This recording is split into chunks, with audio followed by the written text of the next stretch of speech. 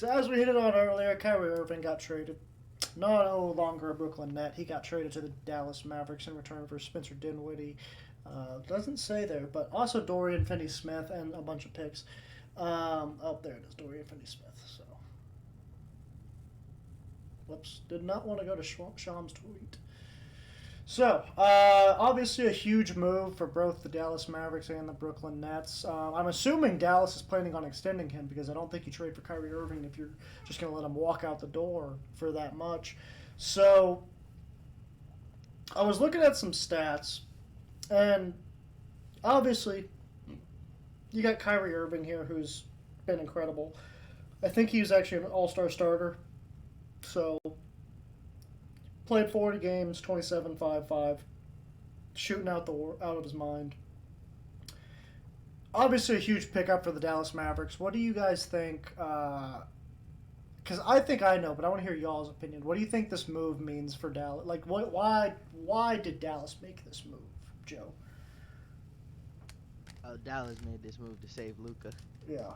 They definitely, they're just trying to show at least like, hey, we're trying to get you help for a championship.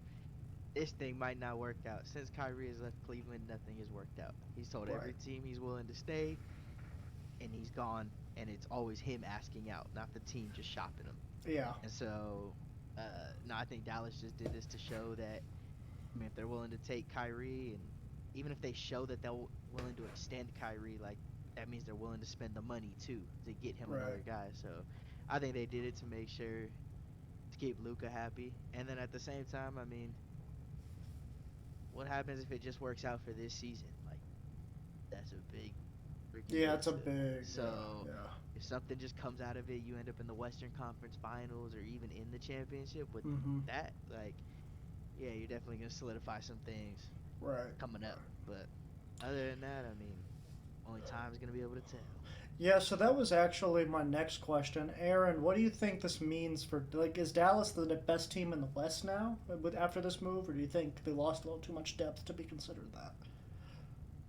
I don't know if this makes them the best team in the West. I think they're going to go through some growing pains having two very ball-dominant guards. I mean, you did kind of see when they were on the floor at the same time that him and Durant were able to kind of work it out, and they had a little success, but we haven't really seen, I mean, we've seen KD do that with Golden State. We haven't seen Luka really do that with anybody, so I think it'll be interesting to see how they kind of work things out. Right, and I mean, I think they've seemed to make it a pretty clear thing that this is still Luka's team. I believe Mark Cuban called Luka the best ball handler in the NBA, with Kyrie's the second best, so I found that pretty funny. Obviously, he's trying to make it a point that this is Luka's team. Like, yeah, Kyrie, you're a former All-Star, former champion. Luka's not a champion yet, hasn't even been to the finals, but this is still his team.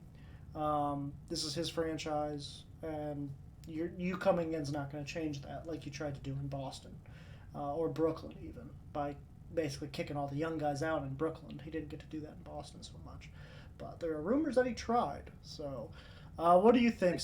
I do think it's a good move for Kyrie going to a state like Texas, to where if there is another, COVID, that's a good point. He's not going to have to worry about not playing home games if COVID comes back, because Texas ain't doing that. So, what do you think, Siege? Do you think Dallas is the best in the West? I don't know. I guess we can find out here in a couple weeks. Once the learning curve kind of boils over. I think that's what it's going to be between those two, though. Between Kyrie and Luka, there's just going to be a little bit of a learning curve, and once they figure it out, then I think they'll be all right. But I'll probably have to circle back on that one in a couple of weeks to see. Yeah. I mean, especially with Luka not having ever played with somebody of Kyrie's talents before, it's going to be really interesting to see how he. Because Kyrie's played with LeBron, he's played with KD, he's played with some of the best to ever play. And Luka soon to be part of that list. So it's going to be more on Luka trying to be able to figure it out. I think Kyrie, for all his flaws, has shown he's able to coexist with other superstars on the basketball court at least. Maybe not so much in the locker room, but on the basketball court, he's pretty good at coexisting and winning games. So I think it's going to be more on Luka being able to. Supposedly he has a little bit of an ego, so maybe he's going to have to put his aside a little bit. We'll see. But looking over on the Brooklyn side of things, I don't think they got as raw of a deal as people are making it out to be. Obviously, you look at Spencer Dinwiddie, he's been there before, was there before he went to Washington and then later on Dallas. But this season, he's playing really well, 17, almost 18 points with 5 assists, shooting 40% from 3, so obviously a great three-point shooter over there as well. Kind of like a Dollar General version of Kyrie Irving to some extent. He's not going to obviously be as good as Kyrie, but he can do a lot of the same stuff Kyrie can do at a little bit more of a mediocre level, but still serviceable. And then you also got Dorian Finney-Smith, who's a solid offensive player, but mainly known for his defense, which the Nets were lacking on. They were one of the worst defensive teams in the Eastern Conference, at least out of the contenders. Outside of Nicholas Claxton and KD, they didn't have a lot of defense on that perimeter. Yeah, Ben Simmons isn't bad, I guess, but get Dorian Finney-Smith over there, another really good perimeter defender to put next to Ben Simmons, and then you got Nicholas Claxton down in the paint.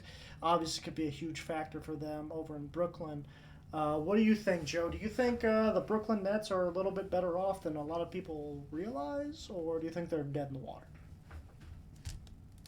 I think the franchise is dead in the water right now. Yeah. I don't. The season, no. I mean, I know people hate on KD, but that dude's still Kevin freaking Durant. That's still Right. the top player in the world, without a doubt. Yeah. So you can still argue talent-wise that he might be the top. So I think they'll be okay. I think I'm with you though. I do think they got a lot better of a deal than people realize, especially when you think about if Kyrie doesn't want to be there, Kyrie's not gonna play. Yeah, he's been balling out, but he's done in the last couple of teams he's been with. He just forces himself out. So if he's gonna be the one that asks for the trade, then with the option to walk in the summer too. So exactly. So if he's forcing himself out that bad, or if you want him out that bad, then I think it's worth getting rid of him. Finney-Smith and Dinwiddie isn't terrible. I like Dinwiddie. I think he just plays the game the right way. He just plays hard, and he's still a guy that if you sleep on him for a night can drop 30 on you. Right. So I like it for them Right. to see Luka and Kyrie. That's going to be really interesting because they're both ball dominant. Yeah, that's gonna be fun. And I mean, Luka being so young and that's his team and kind of his city right now, then I don't know if he's going to be willing to have any give with Kyrie. I know. If I want the ball, I get the ball, and if they're going to fight over it, then we'll be seeing who Kyrie signs with next offseason. Yeah, probably the Lakers, unfortunately. But yeah, it'll be interesting to see how those two can coexist on the court. So, moving on to another huge trade in the NBA, centered more so around a Los Angeles franchise. Russell Westbrook finally is gone. The Lakers finally trade Russell Westbrook, move on from him, bring back an old familiar face in D'Angelo Russell. But they also get a couple other additions, including Malik Beasley and Jared Vanderbilt, who not sure how the hell they got those two along with D'Lo, but whatever. Also, the Jazz get in return for giving up Jared Vanderbilt. They do end up taking on Westbrook's contract as well as taking their 2027 first-round pick. Everybody's assuming they're probably going to waive Russ, cut bait with him, and then Russ is going to be a free agent, able to sign with anybody. So the Russ escapades are not over yet, ladies and gentlemen. We'll have to wait and see where he goes next because it's not going to be Utah. So... and then obviously the Timberwolves also getting something. They get Mike Conley as well as some undisclosed draft picks. Not sure who from. But obviously this is much more of a Lakers-centered trade. Yeah, the T-Wolves and Jazz were involved, but they're not really getting anything that makes their situation any better this season.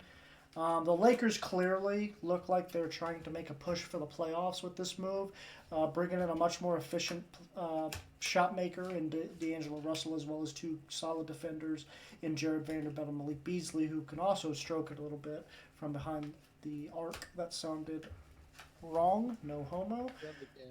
Yeah, they can. But yeah, pause. But what do you think, Joe? What do you think, as our resident Lakers fan? What do you think this means for them? The GM was at work last night after breaking the record. That's what it means. You're right. That is what it means. He was at it in the third quarter. Yeah. During that 10-hour break in the middle of the third. He said this roster needs to be gone after today. No, I think I like the trade. Getting Russ's contract out. I'm a fan of Russ, man. I want him to end his career somewhere on a high note. I'd love to see him come back to OKC and finish it and give us, one more good year. I think that'd be awesome. That would be So I feel bad for Russ because I like him. He embraced the role. But to go and get D'Lo and Beasley and Vanderbilt, like, that's definitely. I don't think you could have got anything better. Like, Hield and Turner might have been the only thing you could have got that would have been better than that. I can agree with that, yeah. I mean, after not getting Kyrie, I mean, I feel for LeBron. Like, I like how Dallas at least tried to show Luka they're trying to help him and get him some help. Right. Like, the Lakers didn't seem like they were doing that. It's kind of we're sitting here not in the playoffs right now, and LeBron's having another great season in year 20, and you're just gonna go down the drain because the other guy that we got in a trade is never on the court. He didn't even know we traded for him anymore. Yep. So, I mean, I hope it really works out. I think it was a good trade. It would have been nice to get a guy like Kyrie, but I also know the Lakers aren't afraid to spend money. So if they have the cap space, getting rid of Russ's contract, it's gonna be a big deal in free agency for any big names that are out there. Yeah. Yeah, so as far as the pieces the Lakers got back, you got D'Angelo Russell here, averaging about 18 and 6. Shooting almost 40% from behind the three-point line, so obviously a huge upgrade in efficiency as far as the point guard role goes. And then you got Malik Beasley over here, not too shabby of an offensive player himself with 13.5 points. Shooting about 36% from three, which on the Lakers would be one of their better three-point shooters this year. So that's obviously another big addition for them. And then you got Jared Vanderbilt over here, who's maybe not known so much of an offensive threat, but is a great defender both in the paint and on the perimeter. So a great addition to the team, as well as the Rui Hachimura trade they made earlier this year. Lakers all of a sudden have a lot of depth, Aaron. What do you think this means for them going forward? Do you think they've got real potential to make a push into the playoffs? I don't. I think LeBron used all of his gas to get his scoring title or his scoring record. So I think he's done. After Hold on. Let me hit him up. We got another doubter to put on the list. There's another one. LaWashed. Yeah, he's the season's over and done with already. Gives Might as up well halfway retire. through the season if you're not in good shape to make the playoffs. So Yeah, he's going to come down with a mysterious ankle injury. Thank you for showing up to the show. Sorry for the shitty takes by Yeah. some of our hosts. That name starts with an A. Thanks for coming out though. Just Yeah, don't subscribe after that terrible comment. just don't be surprised if that hamstring gets a little sore here soon. That's all I'm saying. I mean, they better keep the temperature down in that arena so he's not Right, so he doesn't cramp dehydrated. up. Yeah, so he doesn't cramp up again. Could be his time of the month. I mean, You cramp up when you're carrying the team like that. You also cramp up when you're on your menstrual. But what do you think, Siege? Do you think this is big for the Lakers? Joe, go ahead and add another one to the list. Yeah! Boo! Come in. LaWashed The goat hears King! you. The goat hears you. What, is he omnipotent now? Is he omnipotent now? He's the Alpha and the Omega. They're 4 games back of the 8 seed. They have like 5 teams between them and the 8 seed, so it's a tough road. It's a tough road to climb. They're gonna have to start winning in droves, go on a few win streaks in order to make a push for the playoffs. So, and I don't necessarily know if this group of guys is the group of guys that's going to help them do that to the extent that it needs to be done. But I mean, I guess we'll see. If Joe has a named champagne bottle in his fridge, just like old Dave Portnoy does it. I mean, that'd be cool too. So whatever. Yeah. Hey, it might not help a lot this season. I do like the young guys though. Yeah. I like the getting some mid-20s guys on the team. Yeah. The Jared Vanderbilt, I think, is going to be a big addition for y'all. So he's kind of a sleeper. D'Lo could also go back to his old ways and start ratting on his teammates. Oh, we gonna find out. We gonna find out LeBron cheated, aren't we? D'Lo gonna snitch on LeBron. Hey, we got the greatest player in the world leading, And the greatest franchise to ever exist, and the second greatest snitch to ever exist behind 6ix9ine. So.